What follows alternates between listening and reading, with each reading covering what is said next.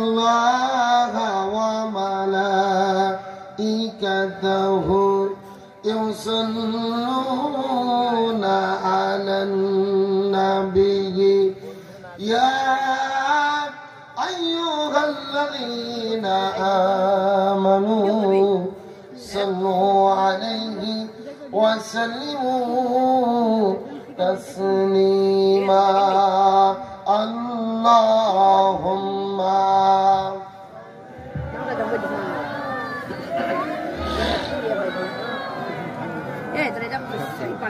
ওয়া আলা আলিহি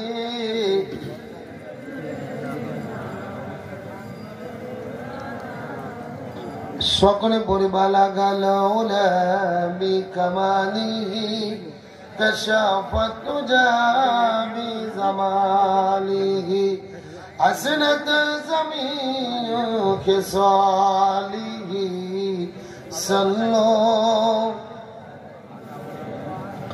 শুধু ঘোষার বিচারে মধুজুয়া দুর্নীতি ব্যভিচারে নারী ধর্ষণ মানুষ খুনে চলছে বাংলার জমি বিদায়ী হতে চলছেন নবীজি রক্তে মাখাদিন রেডিও আর টেলিভিশন ফেসবুক ইন্টারনেট আর মোবাইল ফোন কেড়ে নিল সব মানুষের মন খোদার কালাম লাঞ্ছিত হয়ে কাটছে রাতে দিন বিদায়ী হতে চলছেন নবীজি রক্তে মাখাদিন তবে মানুষ তুমি মনে রেখো একদিন তোমার সোনার দেহ রবে না রে আর মাটির দেহ মাটির সাথে মিশবে রে ধুলায় কিসের টাকা কিসের বাড়ি কিসের জমিদারি সঙ্গে তোমার কেউ যাবে না পুরুষ কিংবা নারী বটবৃক্ষে কোন শ্যামহল কে দিল রে লতার গাছে কদু মৌমাছিরা কারো হুকুমি মৌচাকে গাই মধু শিমুল গাছে কে দিল রে নরম নরম তুলা চৈত্র মাসে কারো হুকুমি জমিন মাঝে ধোলা পাখির কণ্ঠে কে দিল রে মিষ্টি মধুর গান চিন্তা করে দেখ রে মানুষ সবই মহান আল্লাহ তাআলার দান কালেমা লা ইলাহা জোরে লা ইলাহা একসাথে লা ইলাহা সাধু সূরজার গ্রহ তারা আল্লাহ নামের পাগল পারা সাধু সূরজার গ্রহ তারা আল্লাহ নামের পাগল পারা আমার আল্লাহ নামের এতই দয়া আল্লাহ নামের এতই মায়া লুকিয়ে রেখেছেন হে আল্লাহ লা ইলাহা জোরে লা ইলাহা। আপনারা সবাই থামেন ধরে জিকির করতে কি আপনাদের কষ্ট হয়? আমাদের বগুড়াতে দুইটা মহিলা মনে ঝগড়া করলে এর চাইতে সাউন্ড বেশি হয়। কথাকে বুঝতে পেরেছেন তো? আপনাদের শক্তি কি মহিলা মানুষের চেয়েও কমে গেছে নাকি শীত আসার আগে শীতকে লাগছেন? সবাই চিৎকার করে আল্লাহর জিকির করব ইনশাআল্লাহ। এবং আমার নবী হাদিস শরীফের মধ্যে বলেছেন, তিরমিজি শরীফের হাদিস, তিনটি জায়গার ভেতরে ফাঁকা জায়গা রাখা যাবে না। কয় জায়গা? আরো জোরে জোর হলো না। তার মধ্যে 1 নম্বর জায়গা হলো যখন স্বামী স্ত্রী বিছানার মধ্যে শুবেন, ওই স্বামী স্ত্রীর মাঝখানে ফাঁকা জায়গা রাখা যাবে। স্বামী স্ত্রীর মাঝে যদি ফাঁকা জায়গা রাখা হয়, মাঝে মধ্যে শয়তান স্বামীর কাছে যেয়ে বলতে পারে যে তোর বইয়ের চাইতে তোর শালী ভালো। কথা কি বোঝা যায়? আবার বউকে বলতে পারে যে তোর স্বামীর চাইতে তোর দেওরাই ভালো। এই জন্য স্বামী স্ত্রীর মাঝে ফাঁকা জায়গা রাখা যাবে। 2 নম্বর, নামাজের জন্য যখন কাতার বন্দী হবেন, নামাজের কাতারের ভেতরে ফাঁকা জায়গা রাখা যাবে। আর 3 নম্বর হলো কোরআনের মাহফিলের ভেতরে ফাঁকা জায়গা রাখা যাবে। রাসূল বলেছেন কোরআনের মাহফিলের মধ্যে যদি ফাঁকা জায়গা রাখা হয়, এই জায়গাগুলো ফাঁকা থাকে না, এর ভেতরে শয়তান বসে থাকে। কে বসে থাকে? এখন আপনাদের ভেতরে এসে শয়তান ঢুকে বসুক, এটাকে আপনারা চান? যদি না চান, যার সামনে যতটুকু ফাঁকা জায়গা আছে একটু চাপ দিয়ে সামনে আসেন তো দেখি। পেছনে পুরো প্যান্ডেল ফাঁকা থাকে, আমার কোনো আপত্তি নেই। যেই কয়জন লোক আছেন চাপ দিয়ে সামনে আসেন, একেবারে আখেরি চাপা, এরপরে আর কোনো চাপা নেই, 7 চাপা। ওই যে ডান পাশে ভাইয়েরা সিটকে লেগে বসে আছে, ওরা কারা? সবাই চাপে চাপে সামনের দিকে চলে আসেন। এই যে বাম পাশে ছেলেবেলে, এই যুবক ভাইয়েরা সামনে আসে দেখি, এই সামনে ফাঁকা জায়গা মিল করেন, আর একসাথে জিকির করেন লা ইলাহা, জোরে লা ইলাহা সুবহানাল্লাহ ওয়ালহামদুলিল্লাহ লা ইলাহা। কে রে ভাই, এটা কোন দেশে আসলাম? না না, এই পেছনকার লোকেরা কি আমার কথা বোঝে না? এটাকে গানের প্যান্ডেল পাইছেন যে আপনার মন মতো যা তাই করবেন? কোরআনের মাহফিলে বসার একটা আদব আছে না নাই? আমি তিরমিজি শরীফের হাদিস বললাম, তারপর আপনারা আমল করতেছেন না। আমি ওয়াজ করে বগুড়া যাওয়ার পরে আমার ওয়াজের যে আপনারা আমল করবেন তার গ্যারান্টি কি? না না, এখনই তো প্রমাণ বোঝা যাচ্ছে। এ বাবুর চাচা, 2 পায়ে হাত দিয়ে অনুরোধ করে পড়ি, বাবা আসেন, একটু সামনে আসেন। না না, এরা কি ঠসা নাকি সাটা একেবারে ঢাসের লাগান চাই থাকে? বাম পাশের ছেলেবেলা, যুবক ছেলেবেলা, সামনে আসতে দেখি, ফাঁকা জায়গা মিল করে সামনের দিকে চলে আসেন, আর একসাথে জিকির করেন লা ইলাহা, জোরে লা ইলাহা। পাহাড় পর্বত নদ নদী আল্লাহ নামের নিরবধি, পাহাড় পর্বত নদ নদী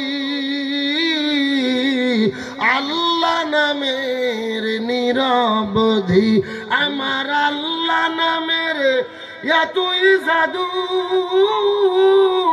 আল্লাহ নামের তুই মধু লুকিয়ে রেখেছেন হে আল্লাহ, লা ইলাহা,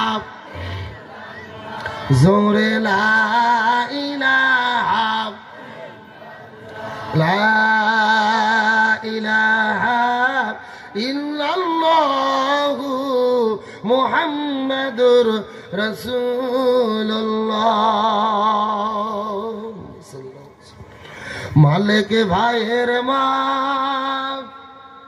সাবির ভাইয়ের মা, সাইদি ভাইয়ের মা, মুগ্ধ ভাইয়ের মা, তোমরা বড়ই ভাগ্যবতী, আনলে ধরাই দিনের জ্যোতি, সালাম জানাই তোমায় ফেরেশতা, সালাম জানাই তোমায় ফেরেশতা। সাইদ ভাইয়ের মা, মুগ্ধ ভাইয়ের মা, মালিক ভাইয়ের মা, রুহানি ভাই। আলহামদুলিল্লাহ, পৃথিবীর মানচিত্রে প্রায় 2 শতাধিক স্বাধীন দেশের মধ্যে মুসলিম সংখ্যা গরিষ্ঠ 2য় বৃহত্তম বাংলাদেশের ঐতিহ্যবাহী চুয়াডাঙ্গা জেলার অন্তর্গত হাজরাহাটি পুরাতন হাফিজিয়া মাদ্রাসার উদ্যোগে আয়োজিত 15তম বার্ষিক ঐতিহাসিক তাফসীরুল কোরআন মাহফিল। আজকের মাহফিলের সম্মানিত সুযোগ্য সভাপতি, মহান আল্লাহ তাআলা যাকে সম্মানিত সভাপতির আসনে কবুল করেছেন, এলাকার সর্বজন শ্রদ্ধাভাজন ব্যক্তিত্ব জনাব আলহাজ মোহাম্মদ হাফিজুর রহমান জোয়াদ্দার সাহেব, সভাপতি সাহেব কি উপস্থিত আছেন? আলহামদুলিল্লাহ। আমরা সম্মানিত সভাপতির জন্য দোয়া করি, আল্লাহ তাআলা তাকে হায়াত তাইয়্যিবা সিয়াদি কুল্লিয়া দান করুক, সকলে পড়ি আমিন। আজকের প্রোগ্রামের পরিচালনার দায়িত্বে যিনি রয়েছেন আমাদের প্রিয় ভাই হাফেজ মাওলানা মোহাম্মদ আসাদুজ্জামান, আল্লাহ তাআলা প্রিয় ভাইকেও দিনের জন্য ইসলামের জন্য কবুল করুক, বলেন আমিন। আজকের প্রোগ্রামের আমন্ত্রিত উলামায়ে কেরাম, বিশেষ করে আমি আসার পূর্ব মুহূর্ত পর্যন্ত কোরআন এবং হাদিসের আলোকে জেনার অত্যন্ত গুরুত্বপূর্ণ আলোচনা করে শোনালেন। বিশেষ করে আমার পূর্বে আলোচনা করেছেন মেহেরপুর জেলার কৃতি সন্তান আমার প্রিয় ভাই হযরত মাওলানা মুকরিমুল হক, আলোচনাটাকে ধন্য করেছেন মাওলানা মোহাম্মদ নাজমুল হোসাইন। আল্লাহ তাআলা সমস্ত আলেমের কণ্ঠকে কোরআনের ময়দানে বিশ্বময় কবুল করুক, সকলে পড়ি আমিন। মঞ্চ উপস্থিত বিভিন্ন শ্রদ্ধাভাজন ব্যক্তিবর্গ, আমার সামনে উপস্থিত দিনদার পরেশগার ইমানদার মুত্তাকি ভাইরা, পর্দার অন্তরালে অবস্থানরত মা এবং বোনেরা, আছে না নাই? আপনাদের চাইতে সংখ্যা কম না বেশি? আমি শুনেছি মহিলাদের উপস্থিতি আপনাদের চাইতে অনেক বেশি, আলহামদুলিল্লাহ বলেন। মা বোনদের জন্য স্পেশাল কিছু আলোচনা আজকে হবে ইনশাআল্লাহ। সকলের প্রতি সেটা মোতাবেক শুভেচ্ছা জ্ঞাপন করে এই মুহূর্তে জানতে চাচ্ছি, ও চুয়াডাঙ্গাবাসী আপনারা সকলে কেমন আছেন? আলহামদুলিল্লাহি রাব্বিল। যে আল্লাহ তাআলা দয়া করে, মায়া করে, মহব্বত করে, আরামের ঘুম থেকে পৃথক করে কোরআনের মহব্বতে জান্নাতের বাগানে আসার এবং বসার মতো তৌফিক দান করলেন, সে আল্লাহর প্রতি আপনারা খুশি না বেজার? কম না বেশি? যদি হয়ে থাকেন খুশি, মুখে নিয়ে হাসি উঁচু করে কাল্লা চিৎকার করে পড়তেছে আলহামদুলিল্লাহ। আর জোরে বলি আলহামদুলিল্লাহ। রব্বানা লাকাল হামদ হামদান কাসীরান তাইয়্যিবান মুবারাকান ফীহি। চিৎকার করে বলি আল্লাহু আকবার। দরুদ সালাম বর্ষিত হোক সেই বিশ্ব মানবতার মুক্তির দূত সাইয়্যিদুল মুরসালিন খতামান নবিয়্যিন রাহমাতাল লিল আলামিনের প্রতি দরুদ সালাম সকলেই পড়ি সাল্লাল্লাহু। সম্মানিত উপস্থিত হাজিরিন, আলোচনা হবে সংক্ষেপ, তবে কথাগুলো মনোযোগ দিয়ে শুনতে হবে। চিৎকার করে সমস্যারে বলেন তো দেখি, আমরা কিসের মাহফিলে এসেছি? কথা বলতে হবে কি থেকে? কোরআনের মাহফিলে কোরআন থেকে কথা বলতে হবে। আমার আল্লাহ তাআলা 1450 বছর আগে সেই ঘোষণা নিজেই কোরআনে দিয়েছেন, সুবহানাল্লাহ বলেন। আল্লাহ হুকুম করেছেন ফাযাক্কির বিল কোরআনি মান ইয়াখাফু ওয়াঈদ। হে রাসূল, আপনি মানুষদেরকে কোরআন দিয়ে ডাকেন, কোরআন দিয়ে আহ্বান করেন, কোরআনের ওয়াজ করেন। যদি তাদের অন্তরে আল্লাহর ভয় থাকে তাহলে তারা হেদায়েত প্রাপ্ত হবে, সুবহানাল্লাহ বলেন। রাসূল হাদিস শরীফের মধ্যে বলেন মান ক্বালা বিহি সাদাকা। কোরআন দিয়ে যারা কথা বলে এই পৃথিবীতে একমাত্র তারাই সত্য কথা বলে। ওমান আমিলা বিহি উজরা। কোরআন দিয়ে যারা আমল করে আল্লাহ নিজে হাতে তাদেরকে জান্নাতে ঢুকাইয়া দেবে। আর একটু জোরে বলেন। রাসূল বলেন ওমান হাকামা বিহি আদিলা। কোরআন দিয়ে যারা বিচার করে এই পৃথিবীতে একমাত্র তারাই ন্যায় বিচার করে। ওমান দা ইলাইহি হাদা ফাকাদ হুদিয়া ইলা সিরাতিম মুস্তাকিম। কোরআন দিয়ে যারা ডাকে এবং এই ডাকে যারা সাড়া দেয় আল্লাহ উভয় দলকে সিরাতুল মুস্তাকিমের পথ দেখায়া দেয়। এখন আমি আপনাদের মধ্যে দীর্ঘ পথ পাড়ি দিয়ে এসেছি, আমি কোরআন থেকে ডাক দিতে চাই। সেই ডাকে কি আপনারা সাড়া দিতে রাজি আছেন? জোরে বলেন, রাজি আছেন? আমার নবী তিরমিজি শরীফের হাদিসের মধ্যে বলেন এই কোরআনের 4টে হক রয়েছে। এই 4টে হক যদি কেউ দুনিয়ার ভেতরে আদায় করে কোরআন তাদেরকে সুপারিশ করে জান্নাতের ভেতরে ঢুকাইয়া দেবে। কয়টা হক বলেছি? আরো জোরে বলেন। এই চুয়াডাঙ্গার মুসলমান গভীর মনোযোগ। কোরআনের 4টি হক আদায় করতে হবে। 1 নম্বর কোরআন পড়তে হবে, 2 নম্বর কোরআন বুঝতে হবে, 3 নম্বর কোরআন নিজে আমল করতে হবে, আর কোরআনের 4 নম্বর হক হলেন এই জমিনের ভেতরে কোরআনের বিধান বাস্তবায়ন করতে হবে। গভীর মনোযোগ লক্ষ্য করুন। আপনার ইমাম, আমার ইমাম, 4 ইমামের এক ইমাম, ইমাম আবু হানিফা রহমতুল্লাহ আলাইহি। যতদিন ইমাম আবু হানিফা রহমতুল্লাহ আলাইহি কোরআন পড়েছে তার কোনো বিপদ ছিল না, কোরআন বুঝেছে তার কোনো বিপদ ছিল না, নিজে আমল করেছে তার কোনো বিপদ ছিল না। যখন ইমাম আবু হানিফা রাহমাতুল্লাহ আলাইহি বলেছেন কোরআন দিয়ে জমিনে বিচার ফায়সালা করতে হবে, তখন আমাদের ইমামকে 2 বছর জেলে বন্দি রেখে শরীরে বিষ প্রয়োগ করে এই জমিন থেকে হত্যা করে বিদায় করে দিয়েছে। লক্ষ্য করে দেখেন, রাহমাতাল লিল আলামিন মুহাম্মদ রাসূলুল্লাহ সাল্লাল্লাহু আলাইহি ওয়াসাল্লাম, রসুল যতদিন কোরআন পড়েছে রসুলের কোনো বিপদ ছিল না, রসুল কোরআন বুঝেছে রসুলের কোনো বিপদ ছিল না, রসুল নিজে কোরআন মেনেছে রসুলের কোনো বিপদ ছিল না। যখনই রসুল বলেছেন জমিনদার আইন চলবে তার, এই কোরআন দিয়ে রাষ্ট্র পরিচালনা করতে হবে, তখনই আমাদের নবীজিকে 3.5 বছর জেলে বন্দি রেখেছে। উহুদের ময়দানে দন্দার মোবারক শহীদ করেছে, তায়েফের ময়দানে রক্ত ঝরিয়েছে, এমনকি 1 নয় 2 নয় 27 বার হত্যার টার্গেটের শিকার করা হয়েছে। এই বাংলার জমিনে লক্ষ্য করে দেখেন, কোরআনের বাকি শহীদ আল্লামা দিলওয়ার হোসেন সাইদি, যতদিন আল্লামা সাইদি কোরআন পড়েছে তার কোনো বিপদ ছিল না, আল্লামা সাইদি কোরআন বুঝেছে তার কোনো বিপদ ছিল না, নিজে কোরআন মেনেছে তার কোনো বিপদ ছিল না। যখন আল্লামা সাইদি বলেছেন জমিন যার আইন চলবে তার, কোরআন দিয়ে দেশ পরিচালনা করতে হবে, কোরআন দিয়ে বিচার করতে হবে, কোরআন দিয়ে পার্লামেন্ট কায়েম করতে হবে, জমিন যার আইন চলবে তার, কোরআনের ভিত্তিতে বাংলাদেশ চালাতে হবে, তখনই আল্লামা সাইদিকে 13 বছর জেলে বন্দি রেখে হসপিটালে ভর্তি করে ইনজেকশনের শিরিষে বিষ ঢুকাইয়া আল্লামা সাইদিকে পরিকল্পিতভাবে হত্যা করা হয়েছে। তার মানে বোঝা গেল কোরআন পড়লে বিপদ হয় না, কোরআন বুঝলে বিপদ হয় না, কোরআন নিজে মানলে বিপদ হয় না, কিন্তু কোরআন কায়েমের আন্দোলন করতে গেলে বিপদ হয়। এখন আমি আপনাদের জিজ্ঞেস করতে চাই, চুয়াডাঙ্গার মুসলমান, আজকের আলোচনার শুরুতেই আমরা কি শপথ নিতে পারি, আমরা কি কোরআনের 4টে হক আদায় করতে রাজি আছি? জোরে বলেন রাজি আছি? তাহলে আজকে শপথ গ্রহণ করব, কোরআন পড়ব, কোরআন বুঝবো, কোরআন দিয়ে জীবন গড়ব, কোরআনের 4টে হক আদায় করতে গিয়ে প্রয়োজনে নিজের জীবনের সর্বোচ্চ বিলিয়ে দেব, তারপরও কোরআন ছাড়া হব না। কারা কারা রাজি আছেন? 2টি হাত আল্লাহকে তুলে দেখান। দেন একজন তাকবীর দেন দেখি।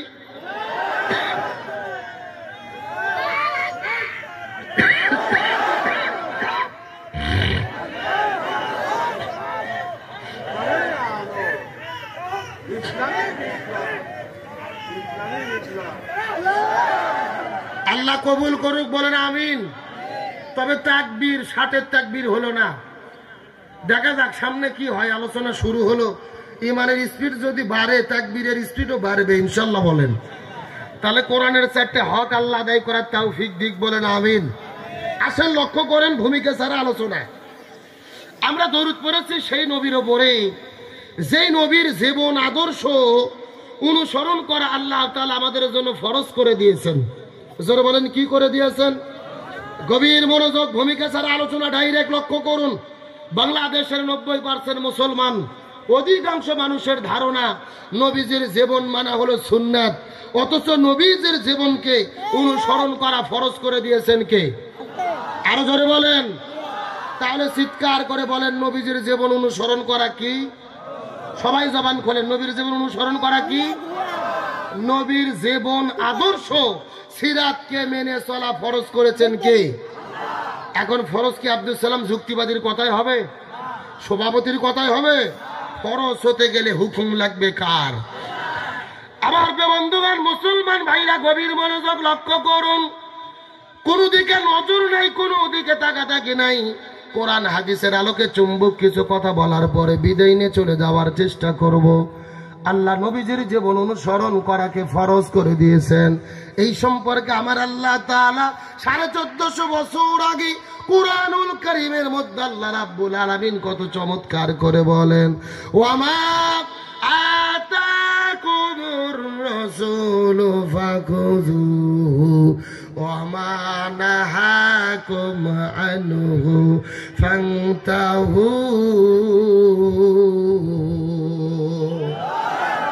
আর যারা বলেন আল্লাহু আকবার। সূরা হাসর 28 নম্বর পারার 7 নম্বর পৃষ্ঠার 9 নম্বর লাইন 7 নম্বর আয়াতে কারিমা গভীর মনোযোগ লক্ষ্য করুন। তাফসীর ইবনে কাসিরের মধ্য থেকে বলতেছি, আল্লাহ বলে এই পৃথিবীর মানুষেরা গভীর মনোযোগ, এই জমিনের ভেতরে যদি তোমরা শান্তি পেতে চাও, আখিরাতের মধ্যে যদি তোমরা মুক্তি পেতে চাও, ওয়া আতাকুমুর রাসূলু ফাখুযু, নবী যেটা করেছে, যেটা করতে বলেছে সেটা তোমরা করো। ওয়া নাহাকুম আনহু ফান্তাহু, নবী যেটা করে নাই, যেটা করতে নিষেধ করেছেন সেটা থেকে তোমরা দূরে থাকো। তার মানে বোঝা গেল এ চুয়াডাঙ্গার মুসলমান নবী পুরো জীবনের ভেতরে যা যা করেছে আমাদেরকেও তাই তাই করতে হবে। আর নবী যেটা করে নাই আমাদের সেটা করা যাবে না। চিৎকার করে বলেন তো দেখি হুকুম কার? আরো জোরে। আচ্ছা, এই যে ছেলেবেলে মিছিল করতেছে এরা কারা? এই ছেলেবেলে, এটাকে মাছের বাজার ভলেন্টিয়ার কই, কমিটির ছেলেবেলে কই, দায়িত্বশীল নাকি করে ভাই দেখেন তো।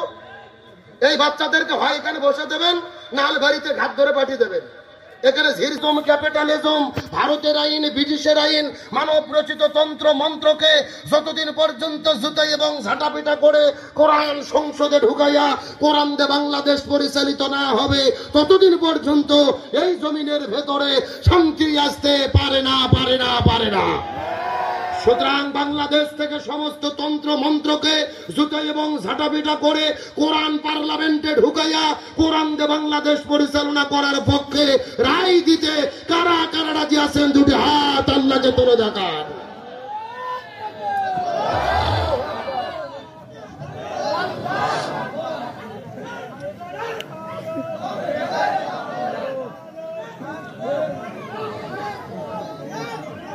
হাত নামান, হাত নামান, হাত নামান। হচ্ছে না, একেবারে স্লোগান হচ্ছে না। আলোচনা কি চলবে? শেষ পর্যন্ত থাকবেন তো ইনশাল্লাহ? কারা কারা থাকবেন না হাত তোলেন। হ্যাঁ, এইবার বোঝা গেল আপনার কয় নম্বর শ্রোতা। সত্য সত্য শেষ পর্যন্ত কারা কারা থাকবেন? টান টান হাত তোলেন তো সবাই। হাত উঠান, উঠান। হ্যাঁ ছেলে, হাত উঠাও। মুরব্বি, মুরব্বি, মুরব্বি, হাত উঠান। হ্যাঁ, লিল্লাহে তাকবীর। হয় নাই, হাত মুষ্টি করে উপর দিকে ওঠান, উপর টান টান করে না, একটু গলা কাকার দেন দেখে। হ্যাঁ, লিল্লাহে তাকবীর। আল কোরআনের আলো সংসদে জালো, সারা বাংলায় জালো, ঘরে ঘরে জালো, দুনিয়ার মুসলিম ইসলামের শত্রুরা লিল্লাহে তাকবীর। আলহামদুলিল্লাহ বলেন। আপনারা সবাই কিন্তু হাত তুলে ওয়াদা করলেন শেষ পর্যন্ত থাকবেন। এখন না থেকে যদি উঠে চলে যান, ওয়াদা ভঙ্গ করা কিসের লক্ষণ? আপনারা কি মুনাফিক হতে চান? মুনাফিক হতে চান কি চান না, এটা মুনাজাতের আগে বোঝা যাবে। শুধু লক্ষ্য করে দেখেন কারা কারা উঠে মাঝখান থেকে চলে যায়, মনে করবেন যে ভেজাল আছে। আল্লাহ তাআলা শেষ পর্যন্ত থাকার তৌফিক দিক বলেন আমিন। কিন্তু এই কয়েকটা যুবক ছেলেমেলে খুব ঝিরঝির করতেছে, আর একবার দাঁড়াই একবার বসে, একবার দাঁড়াই একবার বসে। আর ওই যে মাদ্রাসার ছেলেমেলে এই চতুর্দিকে ঘোরাফেরা করে দৌড়াদৌড়ি করে, খেলা মনে হচ্ছে যে ওদের আজকে খেলা চলতেছে। আলোচনা চলছে, জোরে বলেন চলছে। তবে ওটা উঠি করা যাবে। চিৎকার করে বলেন শান্তির জন্য কি লাগবে? আরো জোরে বলেন। আর এই বাংলাদেশে যদি আমরা কোরআন কায়েম করতে চাই, আমাদের সকলকে একতাবদ্ধ থাকার দরকার আছে না নাই? এ গভীর মনোযোগ লক্ষ্য করুন।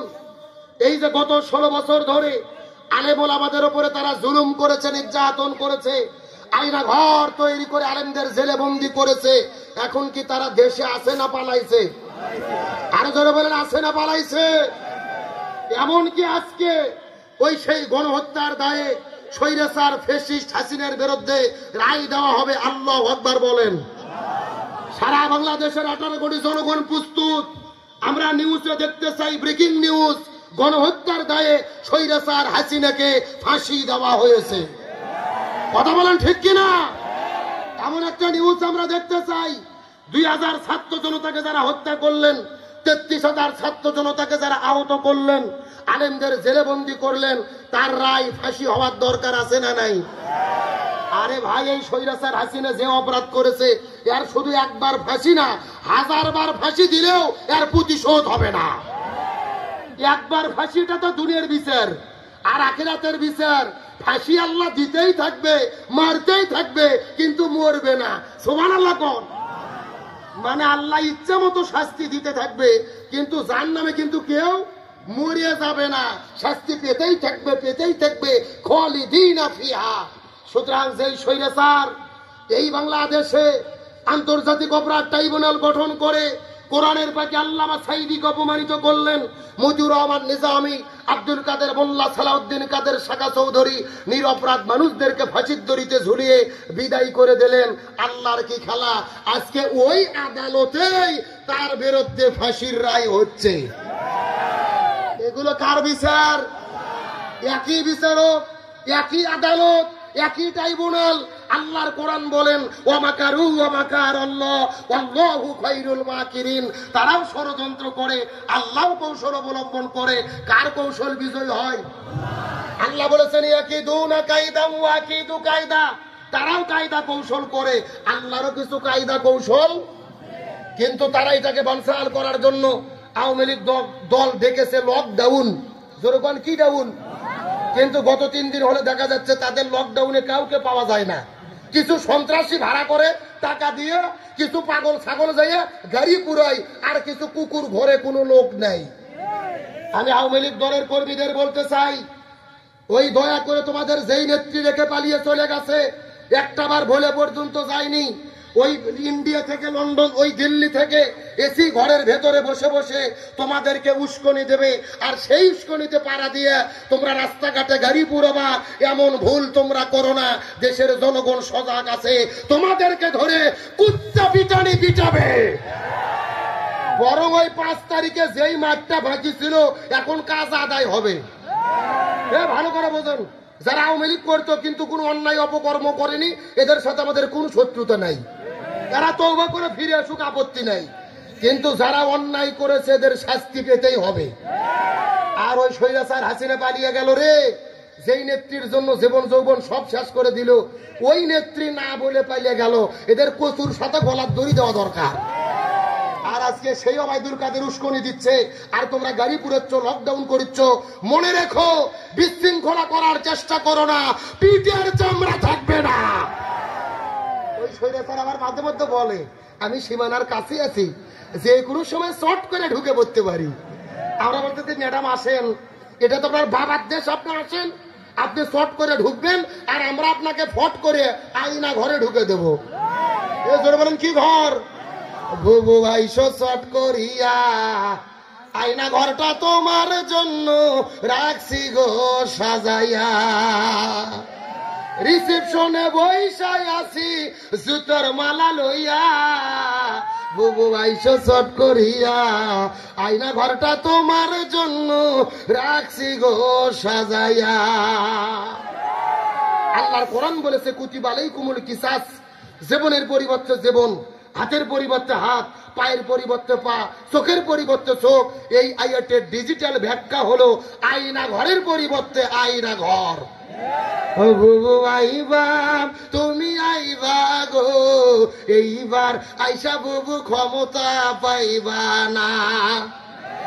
এ যারা ঠিক বলবে না, মনে করবেন ওই গ্রুপের লোক। জোরে বলেন ঠিক। বুবু আইবা, তুমি আইবা গো এইবার, আইসা বুবু ক্ষমতা পাইবা না। খোঁজনেই বুবু কাদের কাকার, অবস্থা খারাপ দরবেশ বাবার। হারুন আঙ্কেল এখন সামনে আসে না। নেতা কর্মী সব জেলের ভেতর, বুবু আছে ডরের উপর। কখন জানি আসে গ্রেফতারি পরোয়ানা। বুবু আইবা, তুমি আইবা গো এইবার আইসা বুবু ক্ষমতা পাইবা না। বয়স তোমার 80 বছর, ও ডাকিছে বুবু তোমায় কবর, দাফন হবে কোথায় সেইটা ভাবলা না। বুবু আইবা তুমি আইবা গো, এইবার আইসা বুবু সিয়ার পাইবা না। কথা বলেন ঠিক কিনা? আলোচনা কি চলবে? কারা কারা চলবে? দুটি হাত আল্লাহকে তুলে দেখা। লিল্লাহে তাকবীর। আল কোরআনের আলো, আজকের মাহফিল চলছে চলবে, চুয়াডাঙ্গার মাহফিল, হাজরাহাটির মাহফিল কতক্ষণ চলবে? সারা রাত। কেন এটাকে হুজুর মারা ওয়াজ নাকি? আমার ভাইরা সারা রাত নয়, আলোচনা যেহেতু শুরু করেছি, মিনিট 30-এর টাইম কি দেওয়া যাবে? জোরে বলেন, দেওয়া যাবে?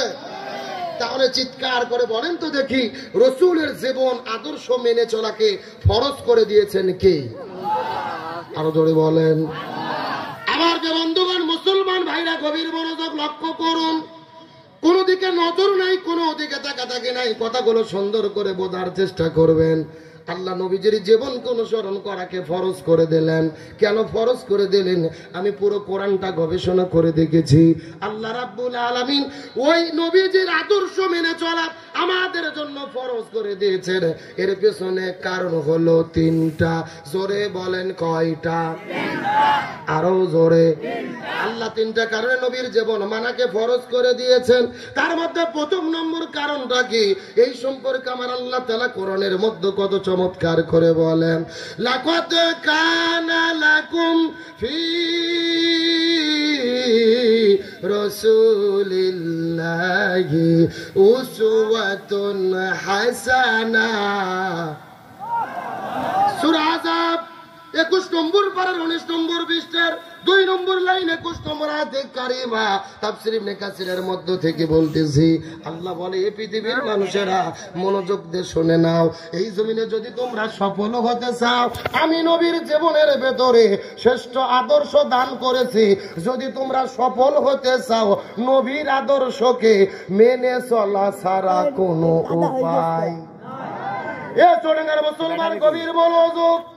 ইমাম বুখারী রাহমাতুল্লাহ আলাইহি বুখারী শরীফ লেখার আগে এই জমিনের মধ্যে একটা কিতাব লিখেছিলেন, যেই কিতাবের নাম হলেন আল আদাবুল মুফরাদ। ওই কিতাবের মধ্যে তিনি বর্ণনা করে বলেন, হাসরের ময়দানে আল্লাহ 6 প্রকার মানুষদেরকে বিনা হিসেবে জাহান্নামের মধ্যে দেবে।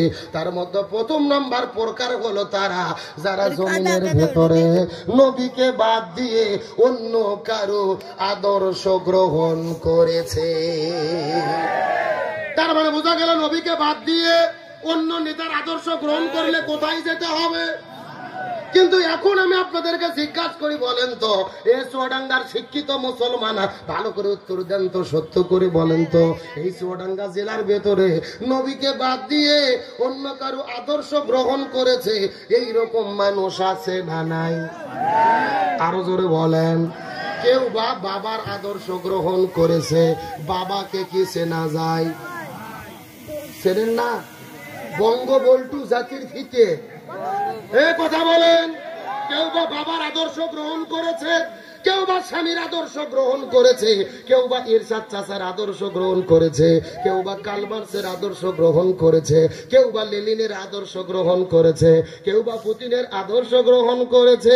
এ চুয়াডাঙ্গার মুসলমান, চিৎকার করে বলেন তো, নবীকে বাদ দিয়ে বাবা, চাচা, খালু, স্বামী ইত্যাদি যারা আদর্শ গ্রহণ করেছে বিনা হিসেবে, তাদেরকে যেতে হবে কোথায়?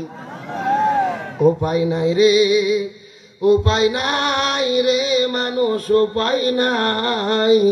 নবী বিনে জান্নাত পাওয়ার উপায় নাই। বললে কি কষ্ট হবে? রসুলের মহব্বত সবাই একটু বলেন, উপায় নাই রে, উপায় নাই রে মানুষ, উপায় নাই নবী বিনে জান্নাত পাওয়ার।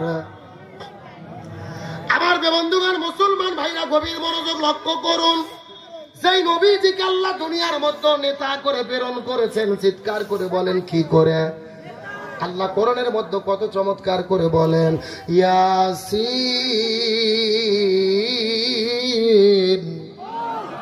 রাইসুল মুফাসসিরিন হযরত আব্দুল্লাহ ইবনে আব্বাস, আব্দুল্লাহ ইবনে মাসউদ রাদিয়াল্লাহু তাআলা আনহুমা দুইজনে মিলে একত্রিত করে এই আয়াতের কত চমৎকার ব্যাখ্যা করেছে।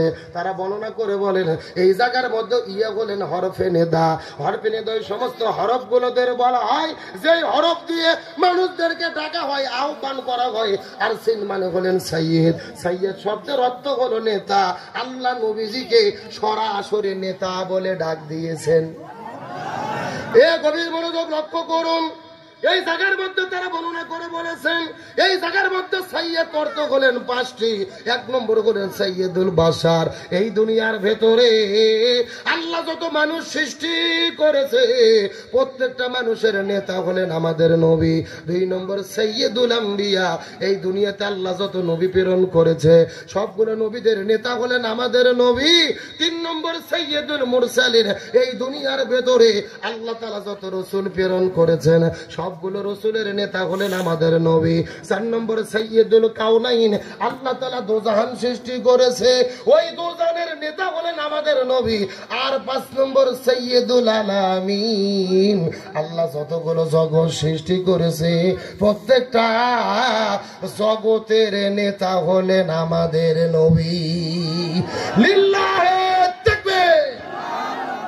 আমাদের নবী সমস্ত মানুষের নেতা, সমস্ত নবীর নেতা, সমস্ত রাসূলের নেতা, তামাম জানের নেতা, বিশ্ব জগতের নেতা। ওই নবীকে নেতা মানার দরকার আছে না নাই? আমার বন্ধুগণ, মুসলমান ভাইরা গভীর মনোযোগ। ওই নবী যে হাদিসের মধ্যে কত চমৎকার করে বলেন, মান তাশাব্বাহা বিকুম ফাহুয়া মিনহুম। যার সঙ্গে যার মহব্বত তার সঙ্গে তার কিয়ামত। হাদিসের ব্যাখ্যায় মুহাদ্দিসগণ বলেন, এই দুনিয়ার ভেতরে যে যেই দল করবে ওই দলের সাথে তার হাসর নাসর হবে। এখন পর্যন্ত হাদিসের ব্যাখ্যা বুঝতে পারেন নাই? এই দুনিয়ার ভেতরে গত 16 বছরে আওয়ামী লীগ নামক দল যারা করেছে, আওয়ামী লীগের হাসর নাসর হবে আওয়ামী লীগের সাথে, বিএনপির হাসর নাসর হবে বিএনপির সাথে, চরমনাই পীরের মুরিদদের হবে চরমনাই পীরের সাথে, জামাত ইসলামের হাসর নাসর হবে জামাত ইসলামের সাথে। এখন হয়তো বলবেন, হুজুর দলিল দেন, দলিল ছাড়া কথা বলা যাবে না। দলিল আল্লাহর কোরআন সূরা বনী ইসরাঈলের ভেতরে 71 নম্বর আয়াতের মধ্যে আল্লাহ কত চমৎকার করে বলেন, ইয়াউমা নাদউ কুল্লা উনাসিন বিইমামিহিম। আল্লাহ বলে, পৃথিবীর মানুষেরা হাসরের ময়দানে কোন মানুষ কিন্তু একা থাকবে না, প্রত্যেকটা মানুষের সামনে থাকবে তার নেতা। সামনে কে থাকবে? এ গভীর মনোযোগ বোঝার চেষ্টা করেন। আল্লাহর বক্তব্য, হাসরের ময়দানে আপনি একা থাকবেন না, আমিও একা থাকবো না, সভাপতি একা থাকবে না, এই হুজুরও কিন্তু একা থাকবে না, প্রত্যেকটা মানুষের সামনে থাকবে তার নেতা।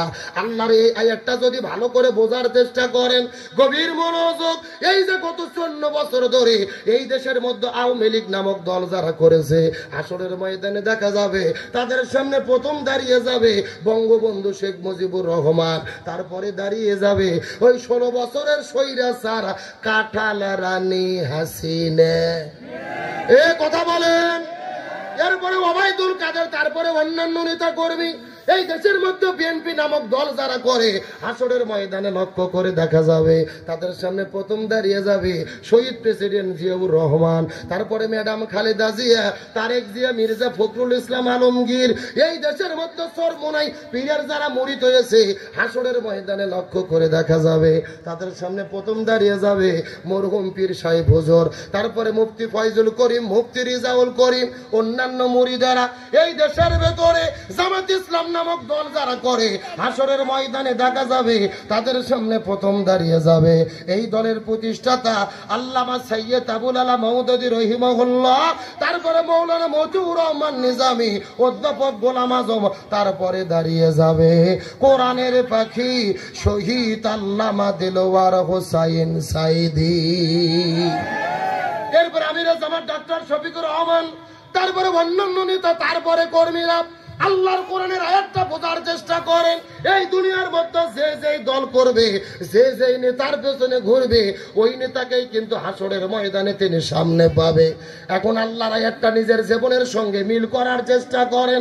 এই দুনিয়ার ভেতরে এমন নেতার পেছনে আপনি ঘুরেছেন যেই নেতাগুলো জনগণের চাল ডাল গম চুরি করে খায়, রাস্তা করার দায়িত্ব পাইলে রড বালি সিমেন্ট চুরি করে খায়, ব্রিজ করার দায়িত্ব পাইলে রডের বদলে বাঁশ ঢুকে দেয়, দেশের টাকা চুরি করে বিদেশের মধ্যে নিয়ে যায়, সিএনজি স্ট্যান্ড, বাস স্ট্যান্ড, টেম্পু স্ট্যান্ড দখল করে চাঁদাবাজি করে, এমন নেতার পেছনে যদি আপনি ঘুরে থাকেন, আল্লাহর কোরআন বলতেছে তাহলে আপনারা ধরা খাইয়ে বসে আছেন। এ ধরে বলেন, এ নেতা মানা দুনিয়ার বিষয় নয়। এই দুনিয়াতে আপনি যাকে নেতা মানবেন হাসরের ময়দানে তাকে আপনি সামনে পাবেন। এখন হাসরের ময়দানে আলেম ওলামাদেরকে, রাসূলের তরিকার আদর্শের মানুষদেরকে সামনে পেতে চান, নাকি সুদকুর ঘুষকুর বাটপার সিটারদেরকে আপনি ইমাম হিসেবে সামনে পেতে চান? বাড়িতে যাওয়ার পরে বিছানাতে শুয়ে বইয়ের সাথে চিন্তা ভাবনা করে সিদ্ধান্ত গ্রহণ করবেন। না, কমিটির লোক আমাকে হাতে লাঠি দেয়নি যে আপনাদেরকে আমি পিটাইয়া পিটাইয়া ওয়াজ বুঝাবো না। আমার দায়িত্ব কোরআনের বক্তব্য দেওয়া, মানা না মানা আপনাদের ব্যাপার। এই কথা বলেন। তাহলে আখিরাত ভালো করার জন্য এই দুনিয়াতে ভালো নেতার পেছনে ঘোরার দরকার আছে না নাই? আজকে দেখলাম বাংলাদেশের সবচেয়ে বড় দলের নেতা মির্জা ফখরুল ইসলাম আলমগীর সাহেব, তিনি এক মিটিং এ গেছে, পিছন দিক থেকে একটা কর্মী শুধু বলেছে, স্যার আপনি আমাকে চিনতে পেরেছেন? মির্জা সাহেব এমন রাগ করেছে আর তার দিকে তেড়ে গেছে, মনে হচ্ছে এখন পিঠে তাকে শুতে ফেলাবে। তাহলে চিন্তা করে দেখেন নেতাদের কি ব্যবহার, কি অহংকার, আর কি তাদের পাওয়ার। সাধারণ একটা কর্মী শুধু জিজ্ঞেস করেছে আপনি কি আমাকে চিনতে পেরেছেন, আর তার দিকে দাঁড়িয়ে গেছে, খেপে গেছে, রেগে গেছে। আমি মনে করি যেই নেতা কর্মীদের ভালোবাসতে পারে না, এদের অবসরে যাওয়া দরকার।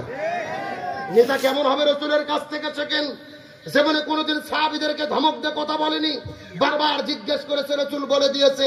উমর ফারুকের দিকে লক্ষ্য করেন। আর বাংলাদেশের এমন নেতা আছে মাথায় টুপি নাই, একেবারে মুখে দাড়ি নেই, কিলিং শেপ, যাদের দেখলে কলিজা ঠান্ডা হয় না, মন মেজাজ গরম হয়ে যায়।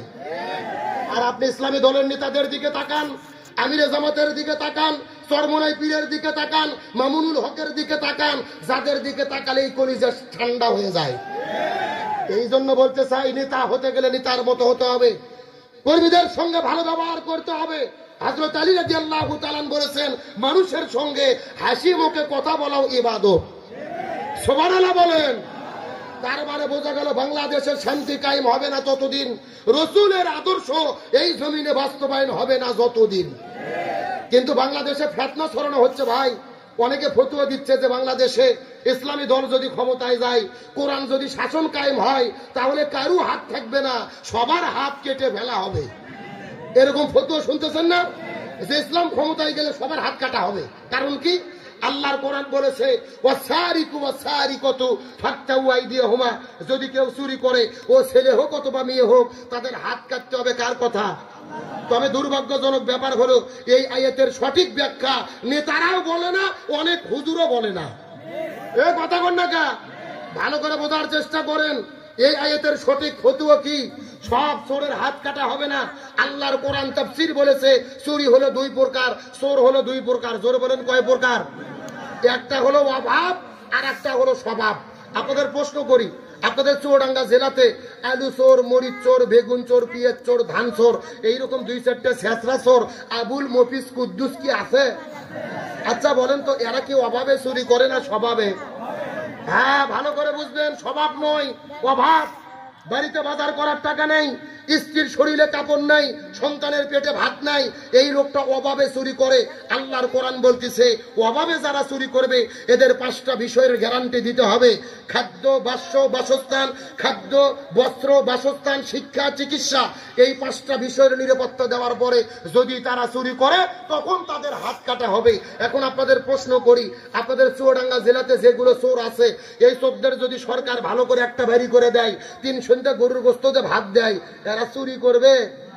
এরা মাথার টুপি দিয়ে জিব্রাইলের খালাতো ভাই সাজে ঘুরবে রে পাগল। এদের কোনো টেনশন নাই, খাওয়া ফ্রি, থাকা ফ্রি, পোশাক ফ্রি, বাড়ি ফ্রি। চিন্তা করে আপনাদের প্রশ্ন করি, ওই ঢাকা শহরের সচিবালয়ে বসে, তারপরে সংসদের ভেতরে বসে কলমের খোঁচা মারিয়ে কোটি কোটি টাকা চুরি করে যারা বিদেশে নিয়ে যায়, এরা কি অভাবে চুরি করে না স্বভাবে? কি ভাই, কি সমস্যা কি? হ্যাঁ বলবো, তো আজ কেবল শুরু হলো, কোনো টেনশন নাই, ফজর পর্যন্ত চলবে চলবে চলবে, আলোচনা চলছে। তাহলে গভীর মনোযোগ বলেন, ওই সচিবালয় আর সংসদের ভেতরে কলমের ভূত মেরে যারা টাকা চুরি করে বিদেশে নিয়ে যায়, এরা অভাবে চুরি করে না স্বভাবে? ভালো করে বোঝেন, এদের কোনো অভাব নাই, কোটি কোটি টাকা এদের ব্যাংকে রয়েছে, 8-10টা করে গাড়ি রয়েছে, বিদেশে বেগম পাড়া তৈরি করেছে, এদের কোনো অভাব নাই, এরা চুরি করে স্বভাবে। আর আল্লাহর কোরআন বলতেছে এই স্বভাবে যারা চুরি করে এদেরকে সর্বপ্রথম প্রকাশ্য দেবালোকে হাত কাটতে হবে। বিশ্বাস করেন, বাংলাদেশের সচিবালয়ের ভেতর থেকে একটা সচিবকে ধরার পরে বাইতুল মুকাররমের উত্তর পাশে প্রকাশ্য দেবালোকে যদি হাত কেটে দেওয়া হতো, আর বাংলাদেশের সব টেলিভিশনে, সোশ্যাল মিডিয়া, ফেসবুকে যদি লাইভ সম্প্রচার করা হতো, এক চোরের হাত কাটলে বাংলাদেশের 30 লক্ষ সরকারি চাকরিজীবীরা এমনিতেই তওবা করে ভালো হতে বাধ্য হতো। কথা ক্লিয়ার না ভেজাল আছে? আগে সর্বপ্রথম হাত কাটা পড়বে আপনাদের ইউনিয়ন পরিষদের চেয়ারম্যানের। কি সুন্দর ফতুয়া দেয় দেখছেন? কুরবানির ঈদের যখন গোস্ত বন্টন করে এইরকম হুজুরদেরকে ডাক দেয়, হুজুর গোস্ত 3 ভাগ করেন, 1 ভাগ আমি খাবো, 1 ভাগ পাড়া প্রতিবেশী খাবে, 1 ভাগ গরিব দুঃখী খাবে। মোস্তাব পদ্ধতি, আমার ভাগে কম হলে সমস্যা নাই, গরিবরা যেন কম না পায়। কি ফতুয়া দিচ্ছে ভাইরে, মনে হচ্ছে জিব্রাইলের খালাতো ভাই এই মাত্র জান্নাত থেকে পালিয়ে আসলো। একেবারে 3 ভাগ করে গোস্ত বন্টন করতেছে, আবার 3 দিন পরে যখন ইউনিয়ন পরিষদে চাল আর গম বন্টন করতে গেছে, তখন দাড়ি পাল্লা বাদ দিয়ে ভাঙ্গা বালতি নিয়ে হাজির হয়েছে। ঠিক আছে, আসতে বলেন কেন? এই জোরে বলেন ঠিক। লেখে দিচ্ছে 20 কেজি, দিচ্ছে 8 শেয়ার। একটা গরিব বলছে, কে ভাই 20 কেজি লেখে দিয়ে 8 শেয়ার দিলেন কেন? বলে বেশি কথা বললে কিন্তু তোর নাম কেটে দেব। তখন গরিব মানুষ বলতেছে, ভাই নাম কাটেন না, যা দেন খাইয়ে বাঁচি। আর যদি বয়স্ক ভাতা, বিধবা ভাতা কেউ কাট করতে চায়, 5,000 টাকা জমা দিয়ে 2 বছর আগে সিরিয়াল দিতে হয়। পরিষ্কার কথা, এই বাংলাদেশের ভেতরে এক চেয়ারম্যানকে ধরার পরে প্রকাশ্য দেবালোকে যদি হাত কেটে দেওয়া হতো, তাম পৃথিবীর মানুষ যদি এটা লক্ষ্য করে দেখতে পারতো, এক চেয়ারম্যানের হাত কাটলে বাংলাদেশের 3000 চেয়ারম্যানেরা এমনিতেই তওবা করে ভালো হতে বাধ্য হতো। আজকে বাংলাদেশে জেনা ব্যভিচার আছে না নাই? আল্লাহর কোরআন বলেছে, ওয়াজানিয়াতু ওয়াজানি ফাজলিদু কুল্লু ওয়াহিদিম মিনহুমা মিয়াতা জালদা। যদি কেউ বিয়ে করার আগে জেনা করে 100টা বেতের আঘাত করে তাদেরকে বিয়ে করে দিতে হবে। আর যদি কেউ বিয়ে করার পরে জেনা করে, বুক পর্যন্ত মাটিতে পুঁতে রেখে পাথর মেরে হত্যা করতে হবে। কার কথা? আজকে বাংলাদেশের এক জেনাকারীকে